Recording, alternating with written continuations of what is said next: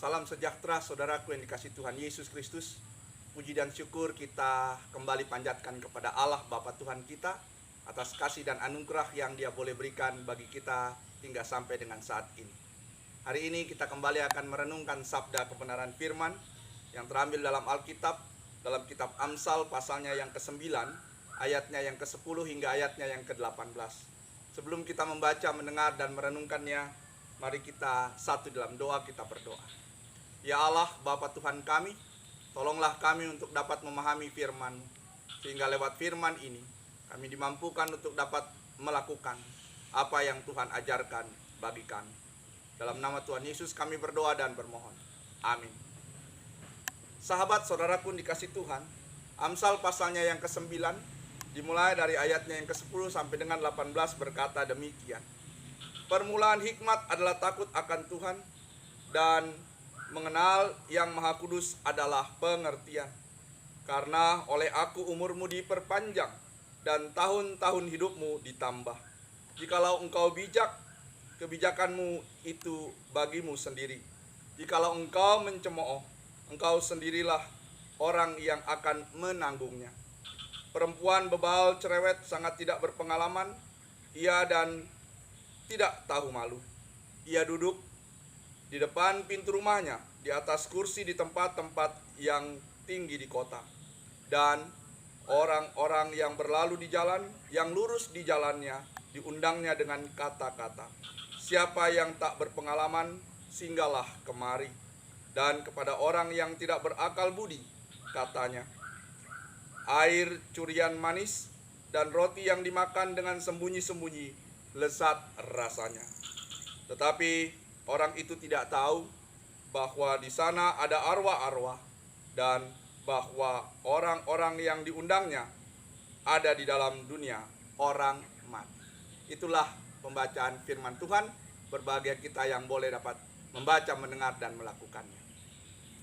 Sahabat saudaraku yang dikasihi Tuhan Yesus Kristus, tentu kita pernah mendengar syair dari sebuah lagu di sekolah minggu, yaitu berkisah tentang dua jalan, di mana dalam syair itu dikatakan ada dua jalan dalam dunia ini, yaitu jalan yang lebar dan jalan yang sempit. Jalan yang lebar mau memberikan satu arti bahwa orang yang berjalan dalam jalan yang lebar adalah orang yang berjalan tanpa hikmat, nasihat yang baik dari Tuhan.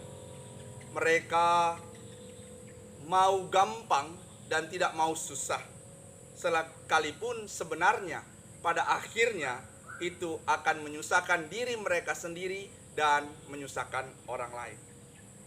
Orang yang tidak berjalan dalam hikmat Tuhan, orang yang berjalan dalam jalan yang lebar adalah orang yang tidak berpikir panjang akan akibat buruk dari sebuah perbuatan yang tidak baik yang dilakukannya. Sebaliknya, jalan yang sempit di sana digambarkan adalah jalan yang penuh liku, tapi jalan yang penuh dengan kepastian. Karena orang yang berjalan di jalan yang sempit, mereka berjalan bersama dengan Tuhan. Karena mereka berjalan dalam hikmat yang datang dari Allah. Orang yang berjalan dalam jalan yang sempit, dalam syair lagu itu adalah orang yang berbanding terbalik dengan orang-orang yang berjalan di jalan yang lebar. Saudara-saudara dan sahabatku yang dikasihi Tuhan Yesus Kristus, hari ini firman Tuhan yang telah kita baca dan kita renungkan, di mana kita diajarkan kembali tentang pentingnya sebuah hikmat yang harus menjadi bagian dalam perjalanan kehidupan kita, di mana kita sebagai orang yang berhikmat adalah orang-orang yang mampu dan dapat membedakan dan dapat melakukan apa yang baik dan apa yang tidak baik. Apa yang baik bukan hanya bagi diri kita, tapi baik dalam hidup bersama dengan orang-orang lain. Baik mendatangkan hal yang positif, baik mendatangkan hal yang mengarah kepada shalom atau damai sejahtera. Orang-orang yang tidak berhikmat adalah ibarat orang-orang yang tidak mau mendengar.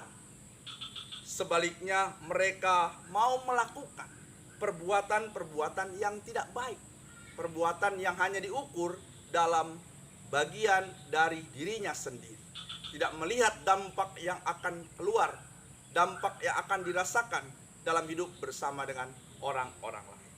Nah, saudara-saudara dikasih Tuhan Yesus Kristus, gambaran inilah yang dijelaskan dari kitab Amsal, dalam Amsal pasalnya yang ke-9, di mana pada ayatnya yang ke-10 sangat jelas dikatakan, permulaan hikmat adalah takut akan Tuhan, dan mengenal yang Maha Kudus adalah suatu pengertian.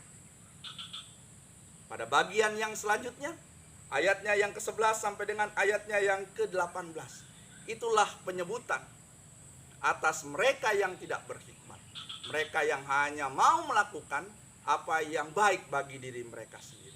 Diibaratkan seperti seseorang yang hanya mau berucap tapi tidak mau mempertanggungjawabkan apa yang diucapkannya, bahkan justru menjerumuskan orang-orang lain untuk mengikuti apa yang menjadi keinginannya. Nah, saudaraku yang dikasihi Tuhan Yesus Kristus, hari ini kita kembali belajar, kita kembali diingatkan supaya saudara kita selaku persekutuan, kita harus mempunyai hikmat. Jangan kita menjadi orang-orang yang bodoh, orang-orang yang mudah untuk diputar balikan, orang-orang yang mudah untuk diarahkan melakukan sesuatu yang justru akan menjerumuskan diri kita dan diri orang lain. Sahabat, saudaraku yang dikasihi Tuhan Yesus Kristus, firman Tuhan selalu memberikan nasihat bagi kita supaya kita tetap selalu hidup dalam anugerah dan kasih-Nya, sehingga damai sejahtera Allah dalam Kristus Yesus menjadi bagian yang tidak pernah terpisah bagi kita. Mari terus kita camkan ini dan boleh terus kita lakukan dalam perjalanan hidup yang Tuhan berikan bagi kita. Tuhan Yesus senantiasa memberkati kita dan keluarga kita. Amin. Mari kita berdoa. Terima kasih Tuhan, firman-Mu telah Engkau bentangkan bagi kami, dan biarkanlah firman-Mu yang terus mengajarkan hikmat bagi kami dapat kami berlakukan dalam hidup dan kehidupan kami, baik secara pribadi maupun bersama dengan orang lain, sehingga semua ya Tuhan mendatangkan damai sejahtera dan sukacita dari Allah sendiri. Kami akan mengarungi perjalanan hidup kami, biarlah kami juga terus menyerahkan apa yang akan kami lakukan bersama dengan Tuhan.